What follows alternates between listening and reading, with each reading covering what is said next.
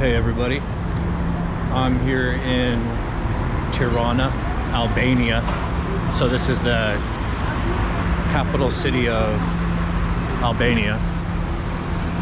And I just went to the pharmacy and bought pharmaceutical grade letrozole for $5 for the box.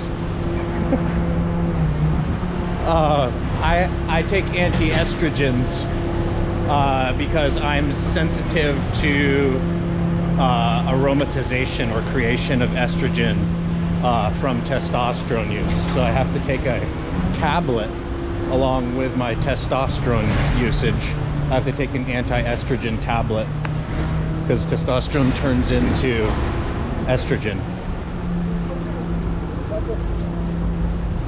in the body. Anyways, walking home now. I rented an apartment here in the middle of the city, in the middle of the downtown area. In Thailand, I don't like to be in the middle of the city, but it's a pretty good idea when you go to new places for the first time to get an apartment in the middle of the city. The way that I used to get my apartments is I would actually fly to the new country and I would book an apartment for a week before I left. So then I'd get to the new country, and then during that week I would walk around, and on foot I would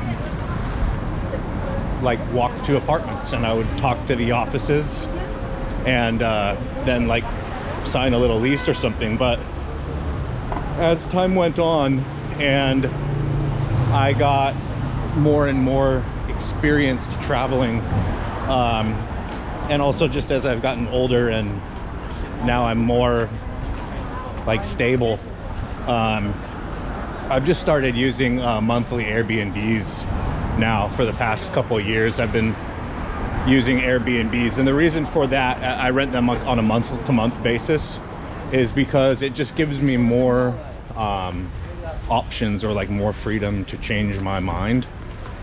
And that's like a huge benefit to me, because I really like freedom of location, being able to decide where I'm going to be, and not being committed to any one place. I really like that lifestyle.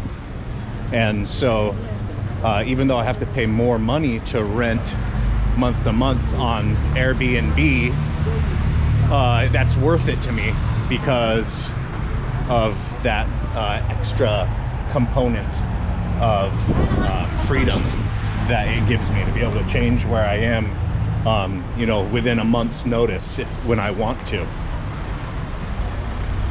So the reason why I came here to Albania was because I was in Belarus, and you know, there is protests or something there. You know, I'm sure that everyone heard about that, you know, in the world, because it was popularized for some reason. And the political situation was just kind of hot there, and it seemed like a good time to go to another place.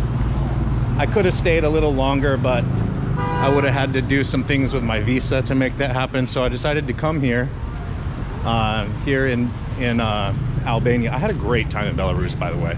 Definitely want to go back. Is it the most beautiful country? No, but it's an awesome place, and it's a really good value for the money. And the people there, they have really got a strong family culture there in Belarus. They've really got it down. Like the people there are good people. Okay, they're really good. It was actually shocking what good people they were. So, not that everybody, you know, doesn't have their own problems. You know, nobody's perfect. Definitely have learned that in my travels. But it's always the people that make the place, not the place that makes the people. At least for me, that's what I care about. In my travels, you know, on all the places that I've been to, the places where I had the best relationships in those places were always the best memories for me. When I had, you know, memorable relationships with the people that lived there, memorable experiences with the people that lived there. That was always what made my travel in any one destination stand out in my mind. So yeah, I came here because I did have a flight to Ukraine, but that got canceled because Ukraine closed their border, so I had to forfeit that. And then I had a 1-year visa-free entry here in Albania, so that was easy to get a hold of. But then the thing was that once I got here, after a month, Ukraine opened back up, and so then have the opportunity to go do my real goal that I wanted to do, which was go to Ukraine after Belarus. So now I'm going there. Today is my last day here. Let me change the camera angle here. And so yeah, Albania has been good. It's a very untouched culture. You know what the weird thing is that they don't have a lot of tourists here. The whole time I've been here, I've probably seen less than 5 foreigners. So I'm really like the only person really that is not a local. Isn't that kind of funny? I really mean that. I've seen less than 5 foreigners. Also, out of any place that I've been, out of any country that I've ever been in my life, this country has the least homosexuals. So I've never seen a single gay person here in Albania. As bizarre as that is, even Belarus had more. So or at least not, you know, any here in Albania that, you know, were making that known by their appearance or by their behavior, you know. So if they were, it's just it's not a popular thing here at all. I noticed that like lesbianism, for one thing, took on like a counterculture thing. So now, like being a punk or like counterculture, there's a group of lesbians who like subscribe to that.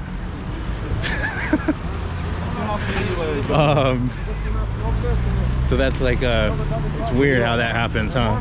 Because the establishment promotes that, you know, being having a different sexuality than normal. The establishment promotes that, but then you know, some of the people doing that think that they're like doing something counterculture or something very, very odd, like a punk.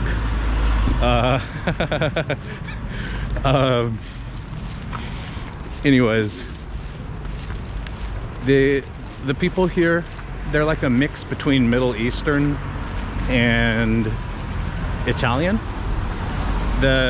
Like some of them look Middle Eastern and some of them look Italian. There's blonde people, there's dark-haired people, but I would say that the culture definitely leans toward a more Muslim type of culture.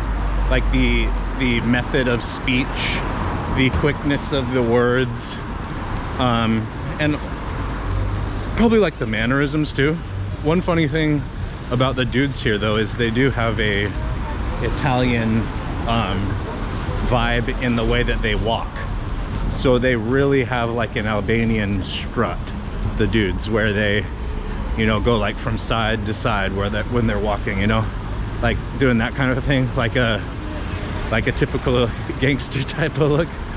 That's a funny quality, and you definitely see that, you know. And it doesn't matter if the dude is a big guy or a skinny guy. That's a common thing to see them doing all over the place. I'm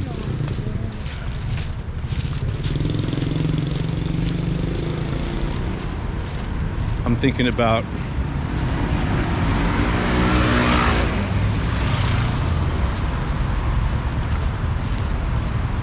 Yeah, so it's like been pretty uneventful here, you know, like they do what they do, and it's not like an open or closed culture. They're nice people, and you know, surprisingly, with the amount of tourism that they have, which I said, you know, is like basically zero, you know, I've seen a max of 5 other foreigners while I've been here, is that they all speak English for the most part. There's only one country in the world that I've been to where they spoke as much English as they do here in Albania, and that would be the Philippines, and that's where like a bunch of the call centers for Western countries are. So it's really interesting. I asked some of the guys at the gym about it, because I was talking about this on my podcast the other day, a conversation that some of the guys at the gym had with me. They ambushed me when I walked into the gym to ask me some questions. They hadn't really seen a bodybuilder before, but they wanted to, you know, they wanted to know how to do it. How do you become a bodybuilder? So they seized their opportunity to ask one. But yeah, I asked them, you know, how does everybody here speak English? Because you guys speak it good, and it's like nearly everyone. Like, you can actually here in this place open your mouth in English and expect the person to understand you and respond to you in English. Just the average person, which is not the case in most all other countries.